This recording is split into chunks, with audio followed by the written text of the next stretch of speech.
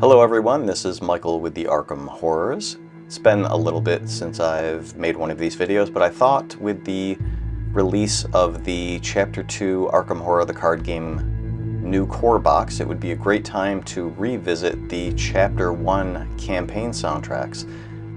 To give a little background on this, in February of 2022, after having played the game for about a year, I decided to start making music just for myself and my wife when we played.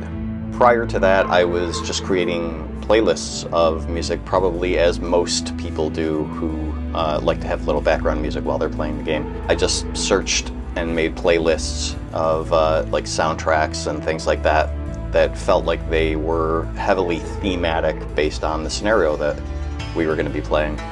I found two problems with that process. One was the amount of time it took to compile a playlist that felt appropriately thematic for the particular scenario that we were going to be playing, since Arkham has a lot of campaigns where you are jumping from kind of extreme location to extreme location. So it meant, in some cases, needing to come up with maybe 5 or 6 different playlists for a particular campaign because you're jumping around different places. So I found that to be a really cumbersome process. The other thing was that I found, like when searching for background music for Arkham Horror the Card Game and seeing what other people were putting on playlists, it seemed like a lot of it was really heavy, really dark, and just, again, kind of didn't fit the vibe that I was going for. I think that a lot of people that label a particular genre of music Lovecraftian, they tend to put that label on music that is really heavy, really dark, really unsettling. And I've always felt since the very beginning of playing Arkham Horror that at its core, it's an adventure game. And so to me, it felt like the music probably should have more of that aspect to it. Then obviously, depending on the location, the setting, the backdrop for the campaign, for the scenario, I also wanted to be able to tailor the idea so that I wasn't just using the same playlist for every single scenario. So I very quickly went from just making playlists of other people's music to just doing my own thing, and that started when we began to play Edge of the Earth. I made a couple of playlists for the first 2 scenarios, and then after that I started making my own. So the point of this video is to go through and give people an idea of what the sound palette is for each of the collections of albums inspired by various campaigns.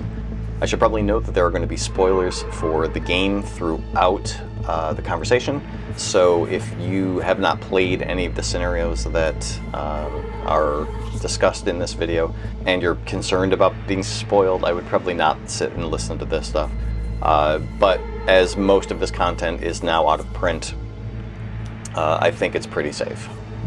So the idea is that I'll be going through each of the collections inspired by the different campaigns in order of how I compose them.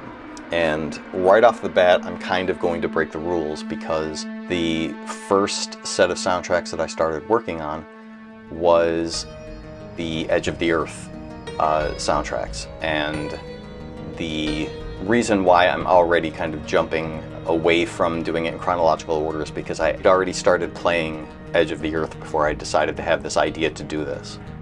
I actually didn't start composing the music for any of the Edge of the Earth until the 3rd soundtrack. And it wasn't until about a year later that I went back and not only created the first 2 soundtracks, but then I went in and kind of tweaked and added some new stuff to the other 3 soundtracks that I created.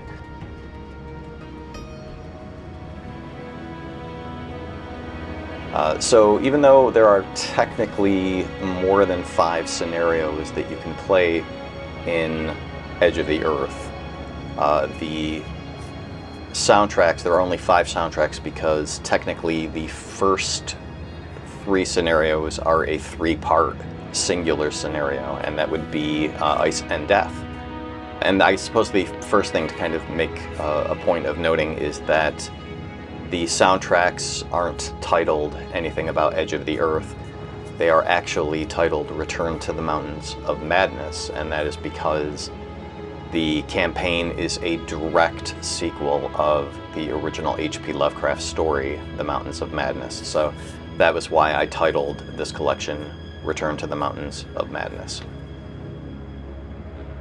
So even though, like I said, I originally composed the soundtracks out of order, I did the last 3, and then a year later went back and kind of redid them. I'm going to talk about them in terms of how the finished product, the final version of them, ended up being.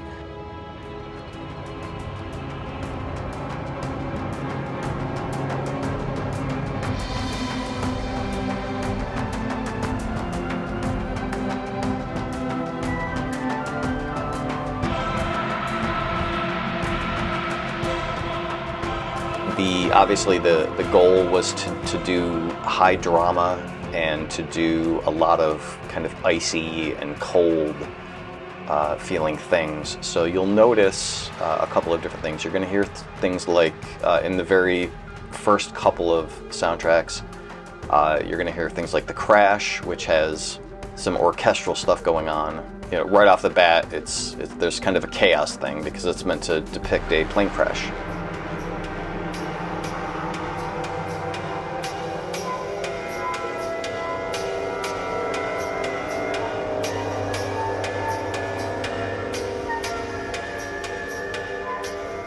And then from there on out, you're going to be hearing a lot of icy things.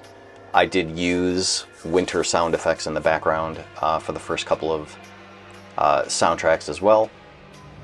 But in the first couple of soundtracks in particular, I didn't want there to be a lot of low end in the music. I wanted it to have brighter sounds, more high end stuff, but also very kind of sparse sounds as well.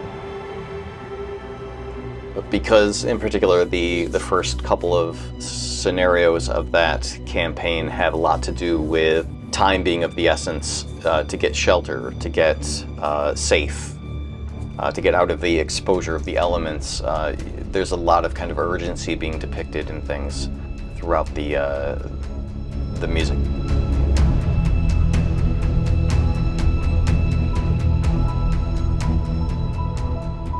So the opening track from the second album in particular is one of my favorites. I just really enjoyed how quickly it came together and how quickly it told the story of explorers getting their gear together and making the decision to make a trek up a mountain or a series of mountains. They've already undergone some stuff, they're already feeling a little weary. They don't know what's on the other side, but all they know is they need to go forward. And I thought that The Ascent did a really good job of depicting that. There's a lot about the second soundtrack that I really like that has just lots of these icy tones to it.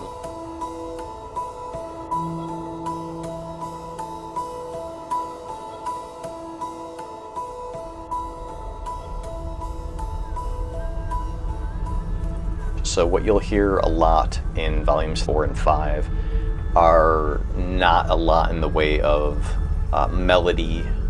A lot of it is just kind of atmosphere sounds. It's just a couple of notes being held down for 4 or 5 minutes. I hadn't touched my keyboard in many years. I honestly thought I was never going to play again. I found myself being very rusty and being very nervous about trying to do too much. When I did come back through a year later and start to revisit it, I did add some tracks that have a little more depth to it. I had started purchasing some professional libraries for film scoring and started kind of adding to my collection. Everything prior to that point was composed just using what came with the music program that I use, which is called Logic Pro. It is developed by Apple, and basically everything just came out of the box for the first, I don't know, dozen soundtracks that I created.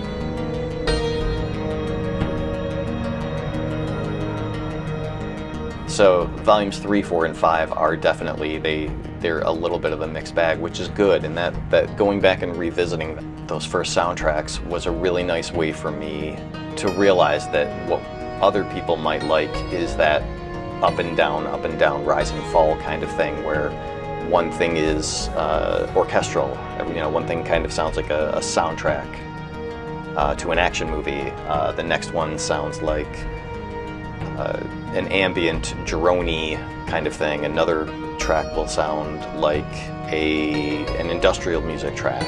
So that was the idea in the early ones.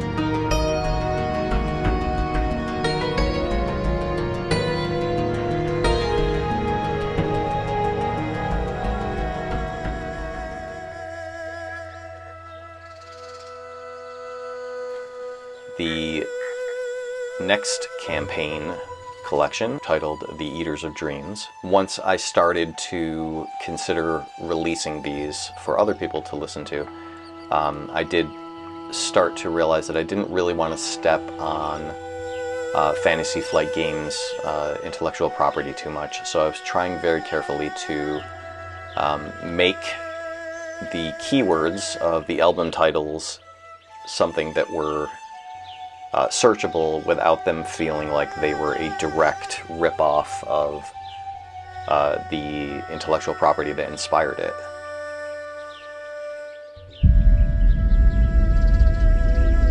But when the original Eaters of Dreams soundtracks were created, they were made just in one long, continuous project that would be about an hour and some change. In some cases, I think they were close to 2 hours, and that's because literally at that point I was just holding down a note for 15 minutes, and then I'd pull up another sound and hold down a note for 15 minutes, and then pull up another sound and hold down a note for 15 minutes, and then kind of layer those on top of each other and have them kind of fade in and out of each other. And that's what you hear in a big chunk of the music on these soundtracks. When I did decide to upload these to streaming services for other people to listen to, I did go in and do a little bit of a refresh on some of these as well. I did break up the tracks, so it wasn't just one long hour and something piece of music. I wanted to break them up into smaller things to represent the progression more appropriately. There's Cavern of Flame, for example. If someone was looking for a piece of music that had that kind of feel to it, that maybe they wanted to use for a Dungeons and Dragons playlist or something, I wanted them to be able to just have that piece of music. The fact that the settings for the majority of the scenarios in the Dream Eaters campaign are these fantastical places, I knew I wanted the music to sound very ethereal and very otherworldly. And because of that, what you'll probably notice when listening to these tracks is you're not going to hear a lot of instruments that are immediately recognizable. So you're not going to hear piano, guitar, or bass. You're not going to hear, a lot of natural, organic instrument sounds. They're going to be you're going to hear some electronic stuff, but mostly what you're going to hear is just kind of ethereal stuff. There are a handful of orchestral things as well in this, but the vast majority of it is really meant to be kind of these big, washy, kind of dreamy pieces. And again, the vast majority of the instruments used for the creation of the music inspired by the Dream Eaters is all stuff that is out of the box, comes with your basic Logic Pro purchase. And those soundtracks were all created before I had the confidence to share what I've been doing. with the Arkham horror community.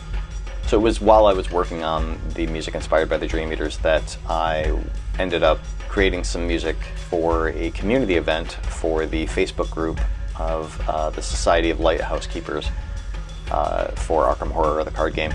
Great group of people, really great group of people, and they were kind enough to let me be a part of a community event that they were putting on, where they were taking one scenario from the first 6 campaigns and creating a narrative structure linking those 6 scenarios together. And I offered to create some music for them for each of those 6 soundtracks. So that was the first time that what I was doing was actually being exposed to anybody outside of my own home. And it was quite well received. I was very pleased to see that people were enjoying what I was doing, so that did give me more confidence. What I originally started doing in terms of sharing it with people ended up turning into this other phase of this music that I've been doing.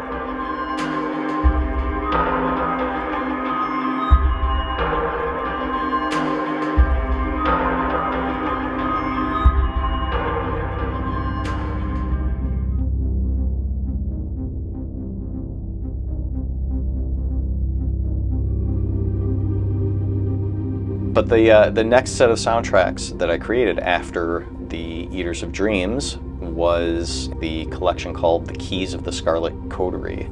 This is when I was starting to properly develop the music in a way that I knew was meant to be listened to by other people as they're playing the game.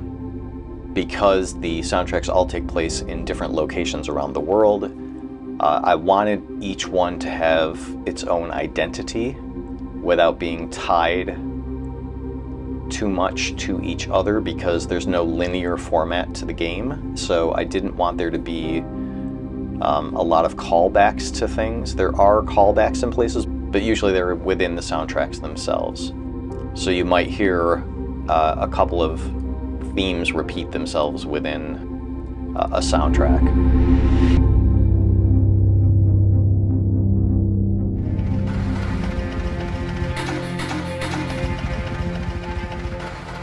By this point, I started acquiring quite a bit of diverse musical tools to help me score things that matched a lot of different environments. But at the end of the day, the big feel I wanted to have with the Keys of the Scarlet Coterie collection was I wanted it to feel like a spy movie. I wanted it to feel like a Mission Impossible movie. So a good amount of what you hear on these soundtracks is a lot of heavy drums, a lot of thumping rhythms, a lot of kind of distorted synthesizer kind of sounds.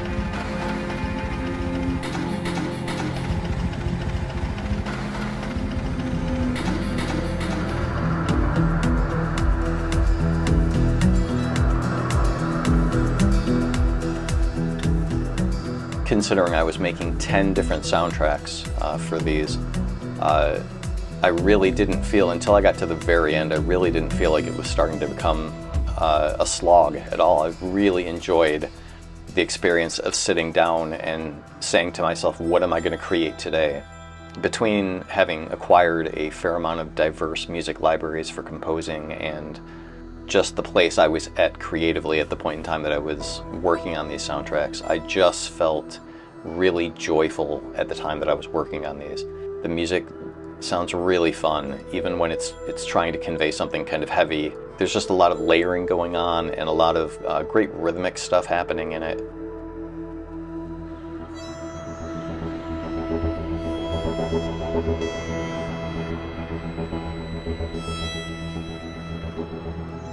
When you get to the finale, the last volume of The Keys of the Scarlet Coterie, you will hear that every track on the album is a remix, a rearrangement of something from one of the other albums, and that was an intentional thing, is that I wanted there to be, because the whole purpose of the scenario that it's inspired by is that everything that you've been doing, all the information you've been collecting, all of the clues, all of the connections that you've made and all of that, it all has relevance, or it's all supposed to have relevance in the finale. So the idea was to take a little bit from each of the other 9 scenarios, so that you heard callbacks to those in that last album. You're always going to end up with playing Volume 1's scenario first and Volume 10's scenario last. But you'll likely hear, no matter what route you take, you'll hear something in those other soundtracks called back on this last one.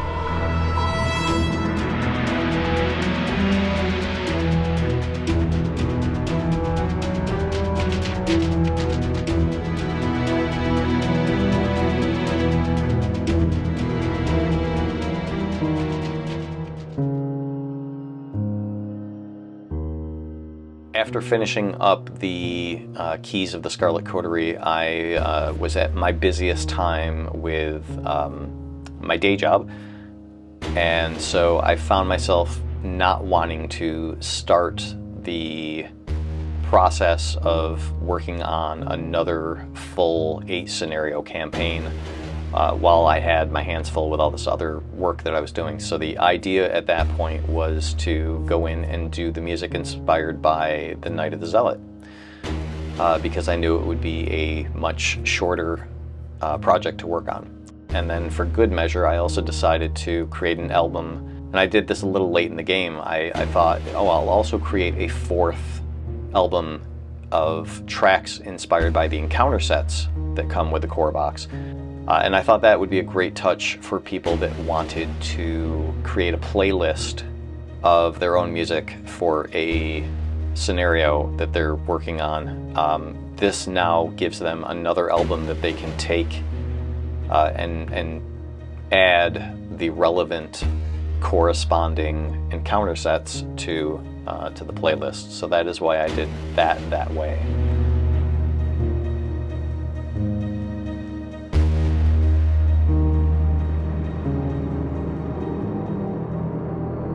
Night of the Zealot, because it takes place in 3 different settings, the sounds were very different. I know I said before that the reason why I started making my own music is because it was either too soundtrack sounding or too heavy and industrial and goth sounding when you searched for music for Lovecraftian games to have underneath when you're playing Arkham Horror. But when it came to addressing the sound that I wanted, it's very metallic. It's got a lot of scrapey kind of things happening in it. I leaned very heavily into a darker tone, a lot of low sounds, a lot of rumbly kind of sounds are in it. It's very abstract in places.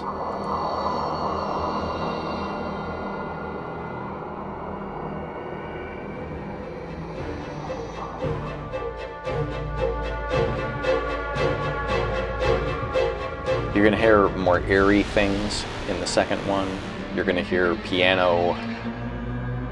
You're going to hear a lot more percussive stuff going on, a lot more rhythmic stuff going on in it, because it is this race through the city.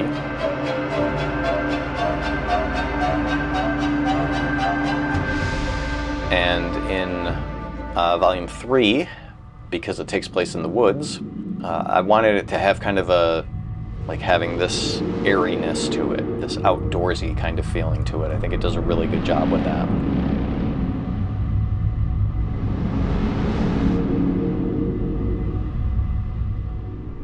And then the Encounter Sets album also, again, because these were meant to be generic tracks that get filtered in with whatever other soundtrack collection that you're listening to. A lot of these are just kind of heavy, dark, ambient atmospheres.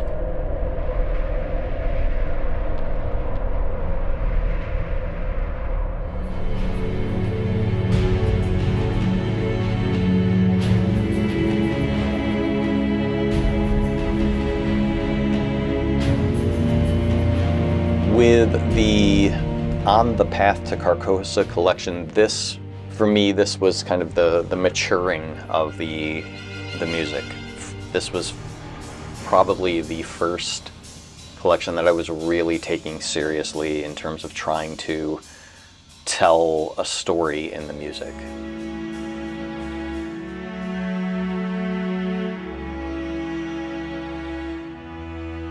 It is very melodic. There is a lot of kind of neoclassical stuff going on in here. When I go back and listen to the music from this collection, I'm a little surprised by it. I've outputted so much music over the last 4 years that I honestly don't remember the process of creating the vast majority of the music that I've made.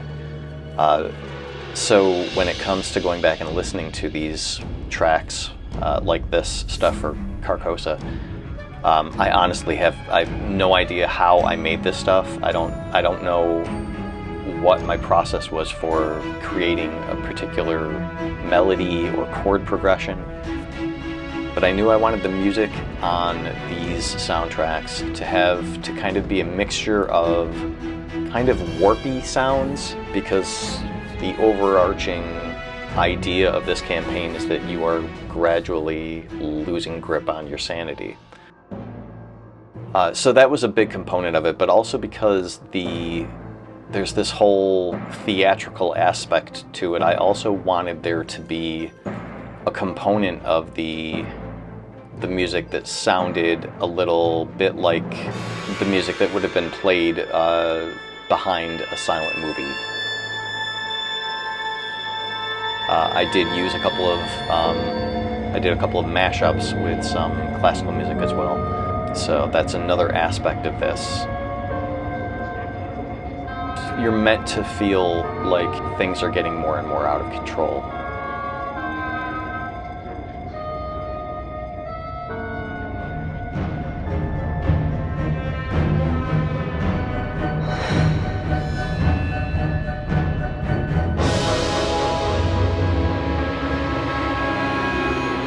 I wanted it to have a lot of just dread. This was one that I definitely wanted to make the emotion of the music be that of sadness. It really is meant to be a grim experience.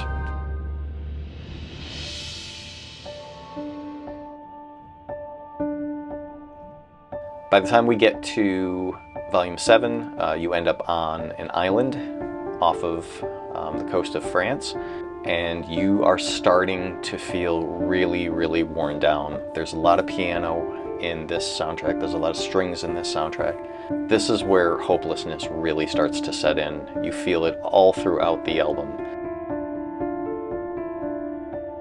A few moments that I do remember as I was wrapping this up where I was really feeling good about the emotion that I was conveying in it. I don't think I do that enough these days, and I'm not really sure how to get back to doing what I was doing in these. I literally have no idea how I created or how I came up with the ideas to create the sounds in the soundtrack, and I wish I did, because this is something that I really, really loved. I know that I'm using a different keyboard. When I was creating the first several soundtracks, I was doing them on a full-size keyboard. And it wasn't real great for me for stopping and starting, to have my keyboard off to the side and then have to turn onto my computer to edit and then, hit record and then turn really quickly, find my position on the keys and start playing again, and then turn really quickly to stop the recording. And I'm now at a point where I've got a little mini keyboard in front of my computer on the desk itself, and so I'm able to do everything facing front. But because of that, my hands aren't in like a piano position. They're never in a piano position, and I think that might be what's different about how I'm composing now versus how I used to compose back then. But I'd love to be creating that way again. I feel like that it exercises a different set of muscles with the brain and with the hands.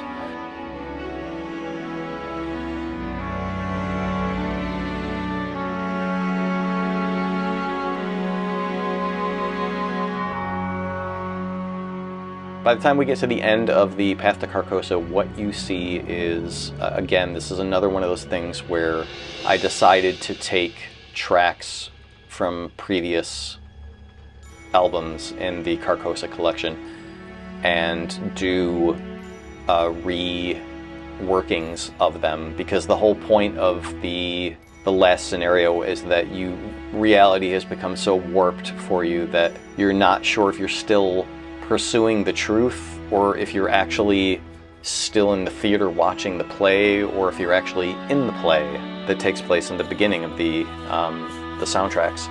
So the music that you're hearing in the last album it's I think all or almost all taken from other tracks that I just remixed, remastered, rearranged. In some cases I would transpose the key that it was in, so that it was so it sounded different but the same. So there were a lot of things like that happened in the very end, so that it all sounded familiar but different.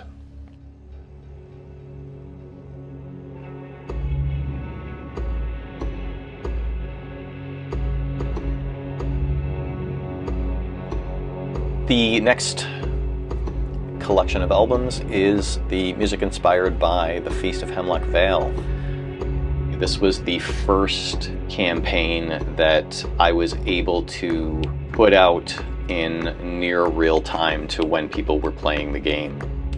So I actually started working on the music before the box was available to purchase. This was the beginning of me putting pre-production in place prior to composing the individual soundtracks.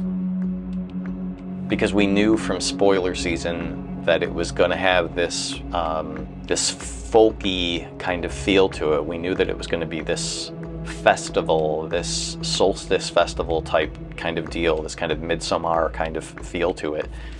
I felt like I had a lot of inspiration to work with right off the bat. So the very first thing that I did was that I created an orchestra.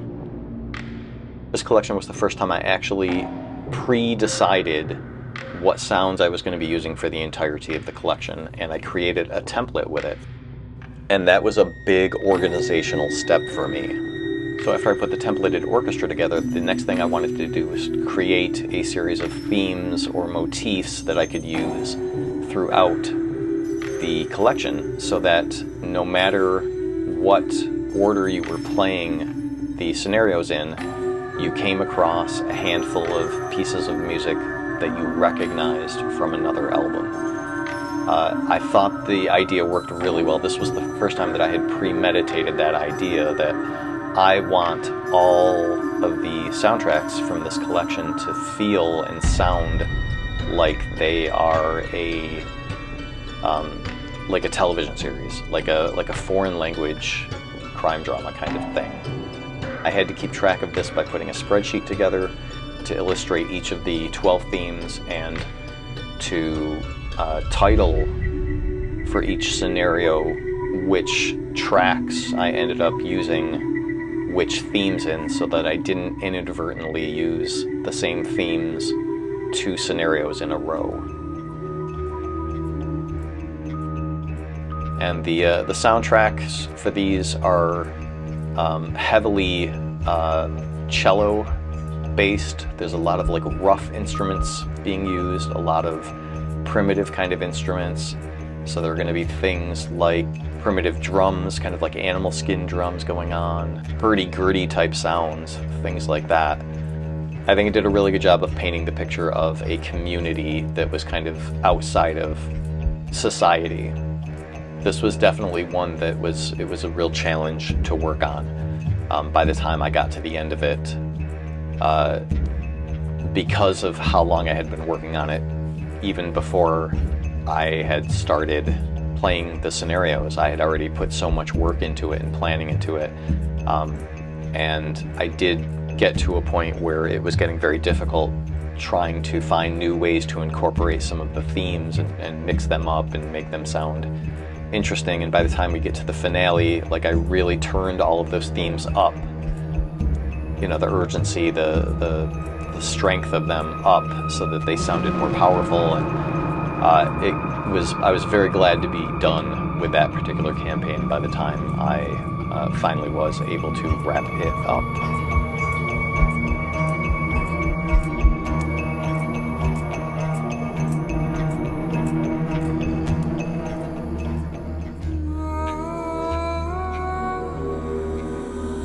By the time you get to the finale volume, Witnessing the Fate of Hemlock Vale, what you're going to hear in that collection of 19 tracks, 12 of those 19 tracks are going to contain all 12 of the themes, the motifs that I'd created at the very beginning.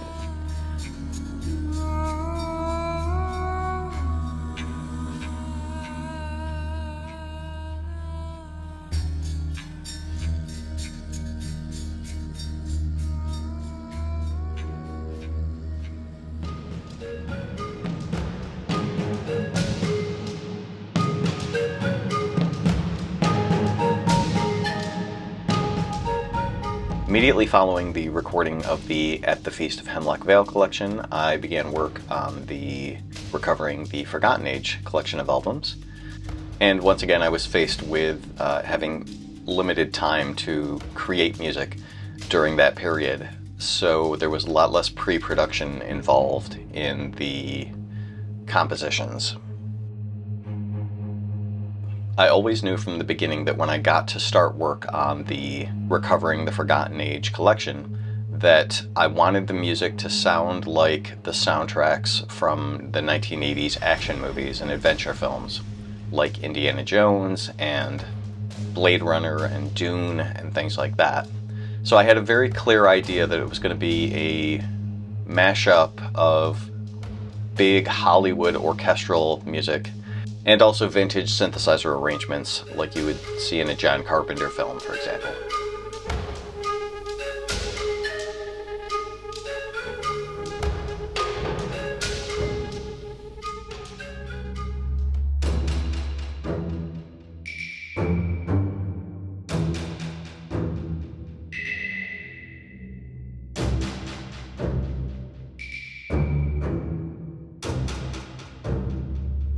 When it came down to it, though, I simply didn't have the time to put into composing big orchestral tracks. An orchestral piece of music that you hear on a soundtrack like Indiana Jones is usually about 1.5 to 3 minutes long. And the composers, like John Williams, usually take weeks composing, arranging the instruments and balancing the sounds and coming up with motifs and things like that for each single track on a motion picture. When it comes to the output that I was working with, that just simply was not a possibility. So I very quickly realized that I wasn't really going to be able to lean too heavily into doing that Indiana Jones style sound.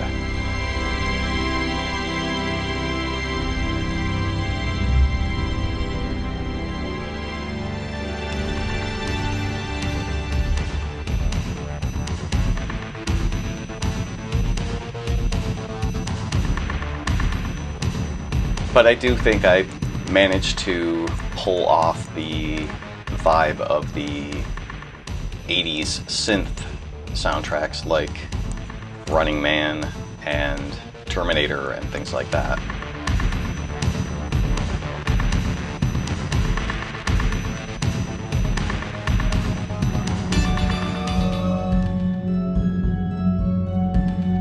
I tried to steer away from instruments that had a European derivation, instruments like piano, for example, because the majority of the scenarios that the soundtracks are inspired by take place in Mexico. So I didn't want there to be instruments in the soundtracks that felt like they took you out of that space. The only time you will hear piano, I believe, is in Volume 3, Grasp the Threads of Fate, and that's because that particular scenario takes place in Arkham.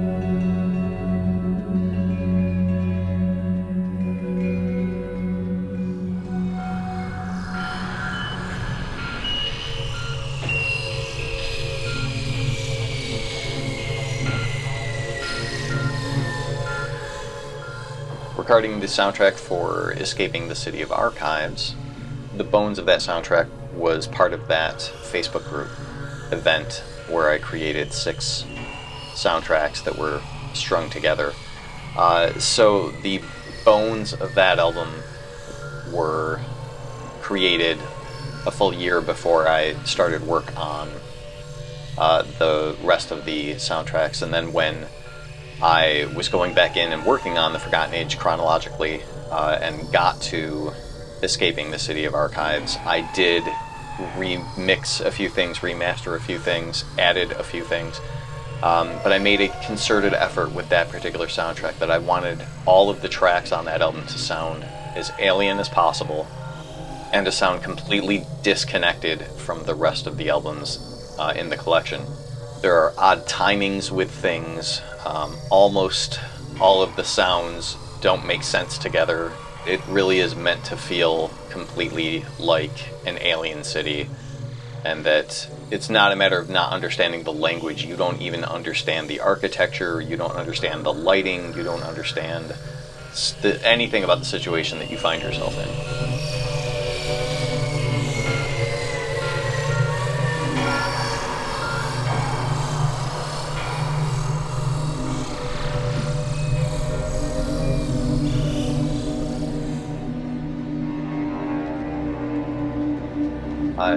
It was not very long before I started work on the legacy of the Dunwich Horror.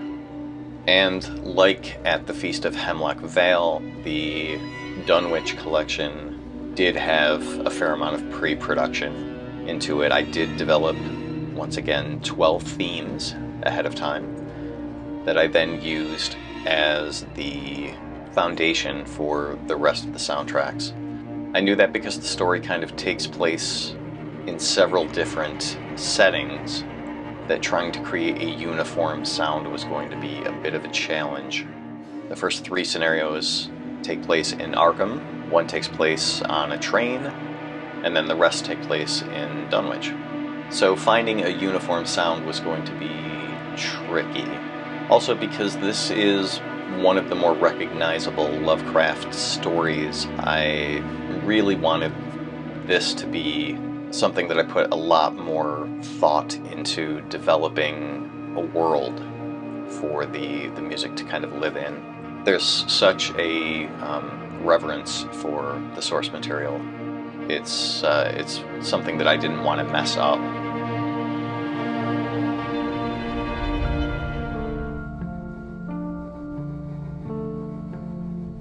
The overall feel of this collection is what would be referred to as hybrid orchestral. A lot of the instrumentation in it might have a classical orchestral arrangement to it, but it's also fortified with synthesizer instruments as well. There really is no uniform sound that kind of defines this collection of albums. It really was kind of a free-for-all, and it did need to be modified for the various settings that these soundtracks were meant to take place in, which was really good for me because it allowed me the freedom to not get bored creating 8 soundtracks of exactly the same type of vibe.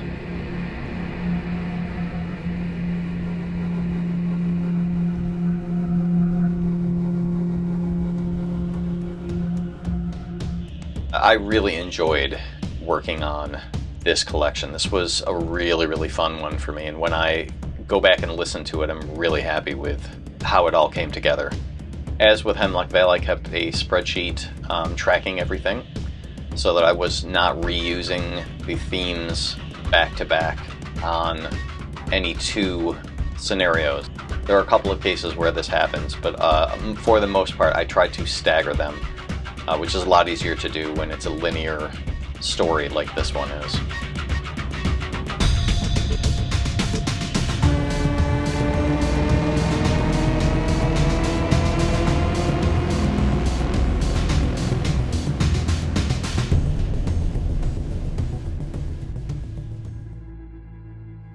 The finale to the Legacy of the Dunwich Horror, being lost in time and space, was created about a year and a half earlier for the Facebook event, and as a result, a lot of what you hear in that is a little bit disconnected from the rest of the music. I did once again go back in and kind of try to put a fresh coat of paint on it in a lot of places so that it had a little bit more cohesion with the rest of the albums.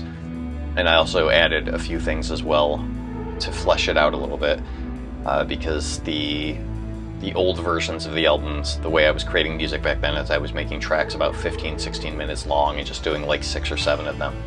Whereas with these I was making them between like 3.5 and 6 minutes long. So I needed to fill in a lot of blanks when it came to that. And a lot of those blanks are in the form of the themes.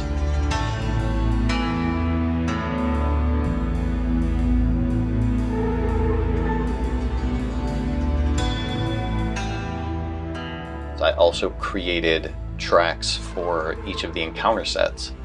So the Dunwich Legacy game comes with, I believe, 9 encounter sets, and then there are subsets under each of those. And so what I did was created a track for each subset of those encounter sets.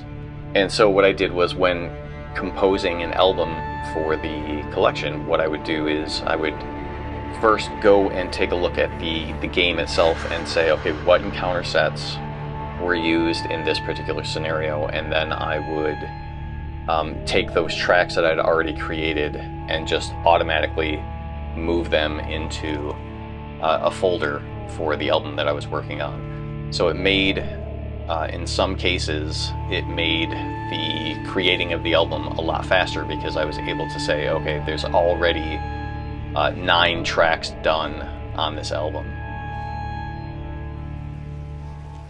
So another one of the things that I also decided to do with the Legacy of the Dunwich Horror Collection was to create deluxe editions of each album, which are available exclusively on my Patreon page. They are only $6 to download, and they come with several extended tracks per album, as well as a bonus 2-hour-ish long MP3 soundscape version of the album as well.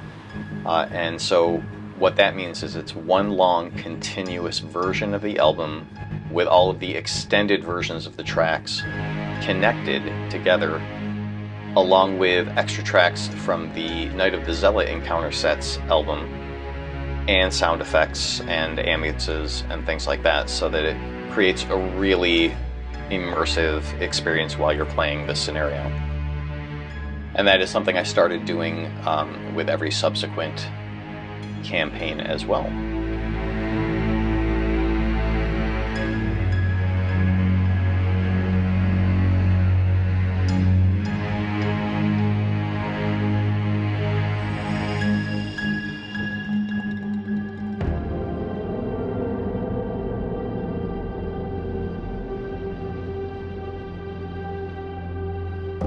So I finished work on the Dunwich albums in the very beginning of 2025, and there was a little bit of a gap in between the completion of Dunwich and the release of the next campaign by Fantasy Flight Games. And then as spoiler season was rolling out and they started releasing more information about the Drowned City collection, I started working on doing pre-production for the Drowned City.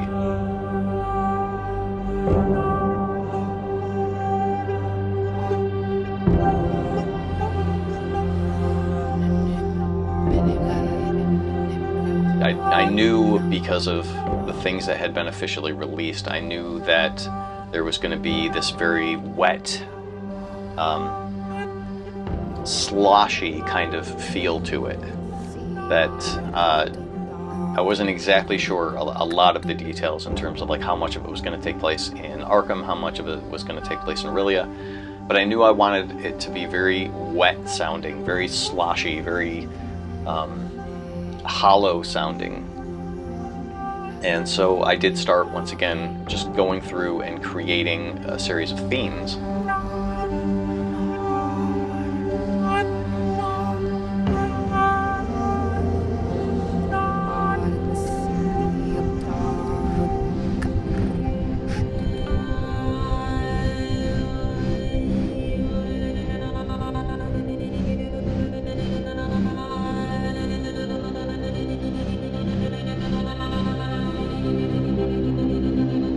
I knew that one of the things that I wanted to be prominently featured was going to be vocals. I know that prior to working on the Drowned City of Rillia collection, that really the only time I used vocals was in this kind of really grand sense, these really big kind of heavy choirs. What I really wanted was a vocal quality that sounded more intimate, something that sounded like a siren song.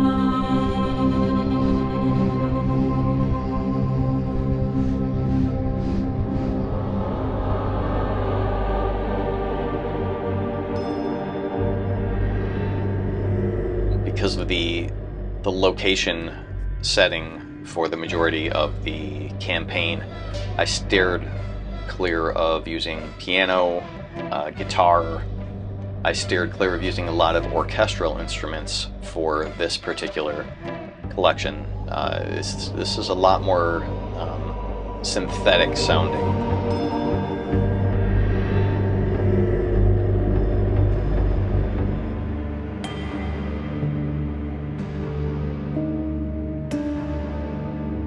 I do use a piano in one of the themes, but I've got it so heavily affected with reverb that I think it works pretty good. But for the most part, like, I tried to steer away from it feeling too much like a Hollywood type soundtrack.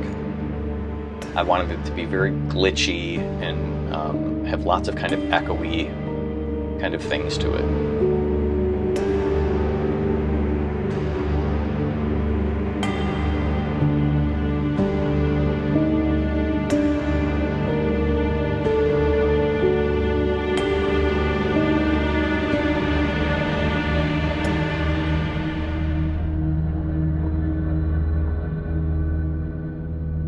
So I started creating a series of themes in the spring of 2025 as I was awaiting my copy to get on the table. And once I got my copy, then I started looking at the encounter sets and creating, once again, a series of tracks based on the various encounter sets. In this particular case, I didn't do a separate theme for each of the subcategories of the encounter sets.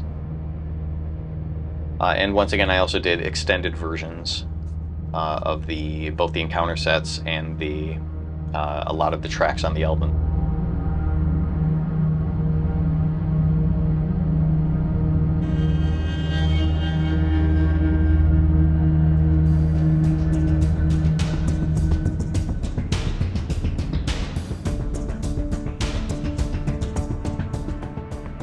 The Drowned City really was one of my favorite ones yet to do.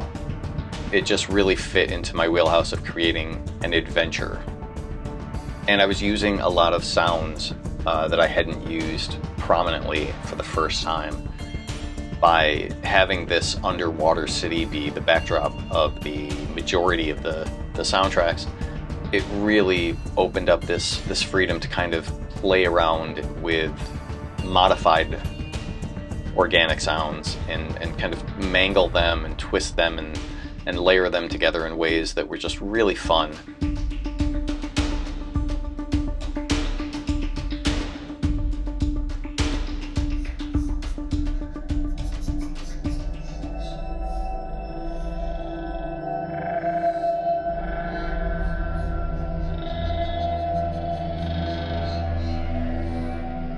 As soon as I finished working on the Drowned City of Rillia collection, I immediately jumped into The Shadow over Innsmouth. You might be asking yourself, why was I creating these out of order of release? And it's a good question. The answer is a simple one. My entire life, when I think about music, I think about seasons. I think about the time of year that I first heard an album or a song, and I always go back to that initial feeling. It's kind of like watching Empire Strikes Back in the summertime. I can never sit down and watch that movie in the summer because of all the stuff that takes place on the snow planet. Like, it just doesn't make sense to me. So anytime I watch that film, it's got to be when there's snow on the ground. So it's kind of the same thing. So finished working on the Drowned City of Aurelia in late spring of 2025. And what I had left to work on campaign-wise was the Shadow over the Innsmouth Conspiracy and repairing the Circle Undone. And I didn't want to go into summertime working on the soundtracks inspired by the Circle Undone because to me it's very autumnal. The setting takes place just after Halloween.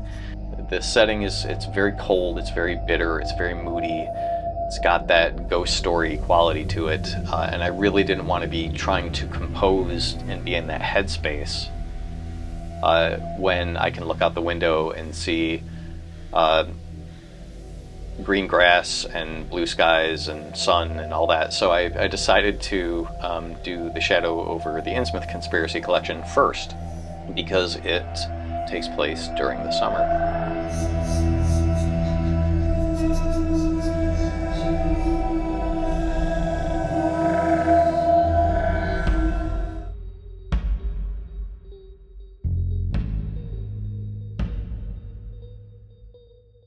The one downside to that for me was that it also has this wet, sloshy, underwater feeling for a lot of it. So it meant having to do back-to-back soundtrack collections that shared a similar sound palette. And I didn't love that, but it was what it was. The one nice thing about this collection is that it does jump around quite a bit regarding settings, so it didn't mean that I was locked into 8 more soundtracks that were underwater and needed that kind of aquatic feel to it.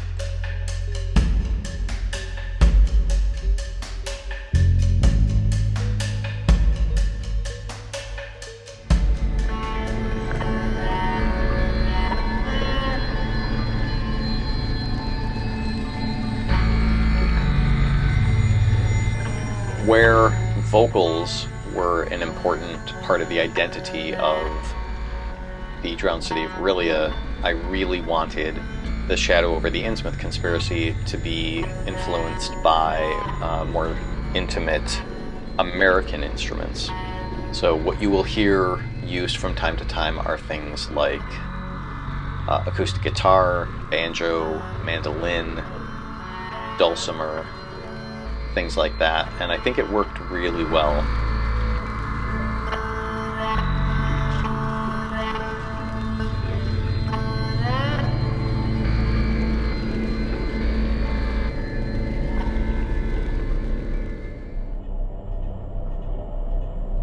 For this collection, I didn't create a series of themes ahead of time, but I did create encounter set and subset tracks. So I was able to use them to sprinkle those throughout the various collections, again to provide this kind of cohesiveness. The overall feel of this particular collection was really meant to feel like a true detective soundtrack, to have that kind of mystery element to it.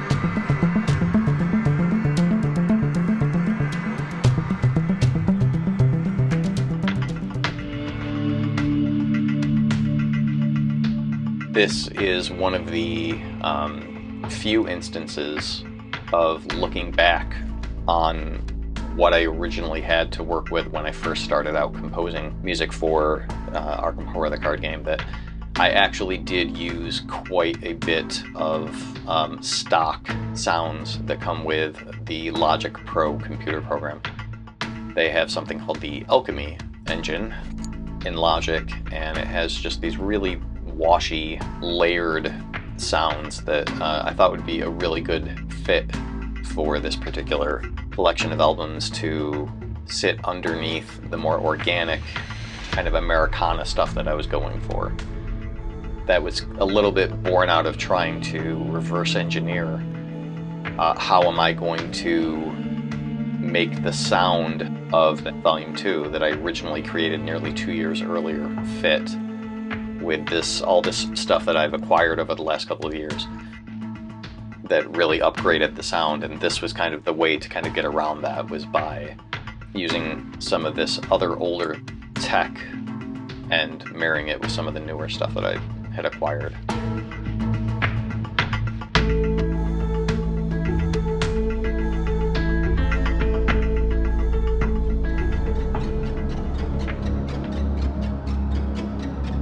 The biggest challenge of this particular collection was working on Volume 5, Chasing Horror in High Gear, where the entire soundtrack is meant to be a car chase, and that was really, really hard to do. My initial idea was that I wanted the entire soundtrack to sound like a 1940s action movie with lots of brass and woodwind instruments just doing these runs, you know, the bum bum bum bum bum kind of stuff. And again, it felt like it was going to be such an outlier compared to the rest of the music in the collection that I abandoned that idea pretty quickly. But I was very sad to do that because I felt like thematically it would have worked really well on its own. If they ever decide to do a standalone scenario that takes place as a car chase, that's probably what I would be doing.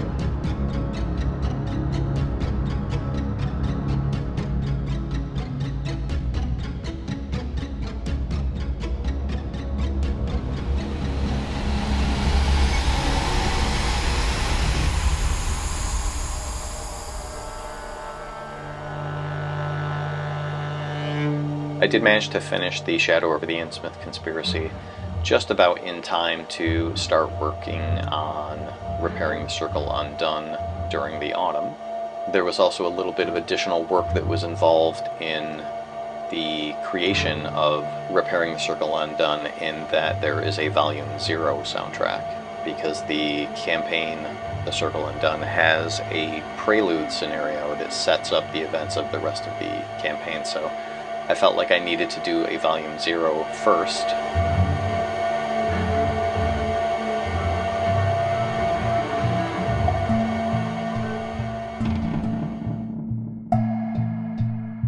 With this particular collection, I did create a series of themes.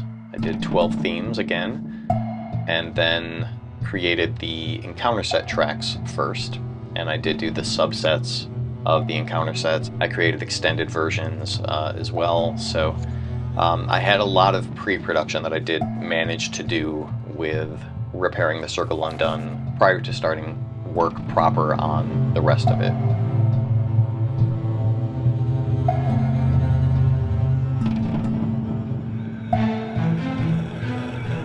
Because of the witches and ghosts flavor to the game, the Circle Undone, I wanted the sound of the orchestra that I was going to be putting together to have the feel of a horror film. More than any other collection, this collection of albums definitely feels the most unsettling, scary of all of them. And that was by design, and it did go a little counter to my initial idea of creating music for the game.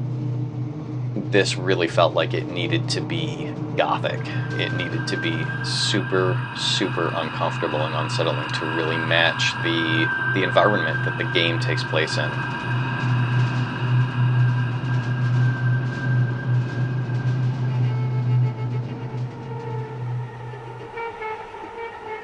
And so the star of this particular campaign is a library called Corvin, which is an orchestral tools library. It is a series of homemade instruments designed by or for Mark Corvin, who did the soundtrack to films like The Witch, The Lighthouse, and they're very scrapey, they're very droney, they're really in your face. The instruments aren't lost in this kind of washiness. They're very in the front of the mix, and they feature very, very prominently throughout the soundtracks.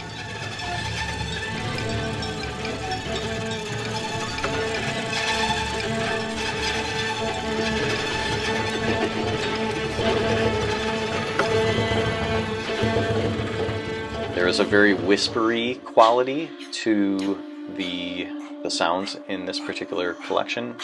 There's a lot of high string sounds. There's a lot of deep reeling kind of sounds. There are a lot of vocal textures.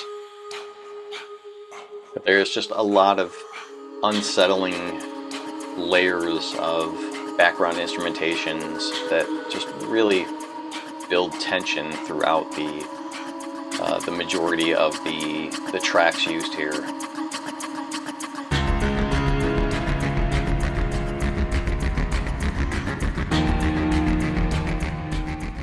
This was the first collection of albums that was really meant to have more piano in it. After things like The Forgotten Age and Drowned City that were so obviously not appropriate for having a piano-based quality to it, this particular set of soundtracks absolutely would have been the perfect environment to put a piano in.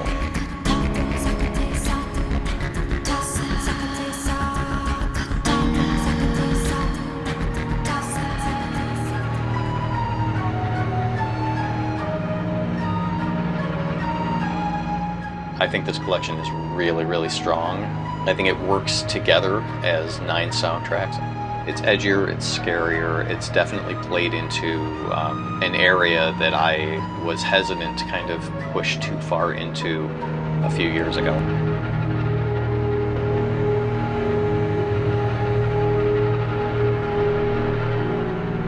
So that's a review of the various campaign-based soundtrack collections and how they were composed, what they sound like, what they feel like. I will be doing a separate video for the standalones, and officially today marks the end of my working on the Chapter 1 soundtracks.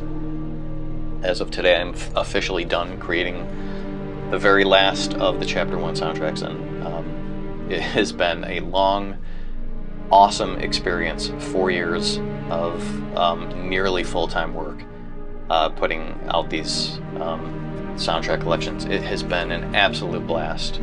What am I doing for Chapter 2?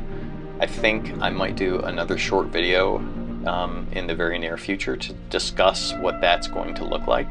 I wanted to absolutely have Chapter 1 completely buttoned up before I started work on the new core soundtracks. But what that means now is that I'm not going to have the music ready when people are getting them on their table and getting them, doing their blind playthroughs of them, and that's really unfortunate. I'm very disappointed that I didn't get around to doing that. But I really wanted to have all of Chapter 1 finished and done and put behind me, so I wasn't looking over my shoulder anymore, that I was only looking forward.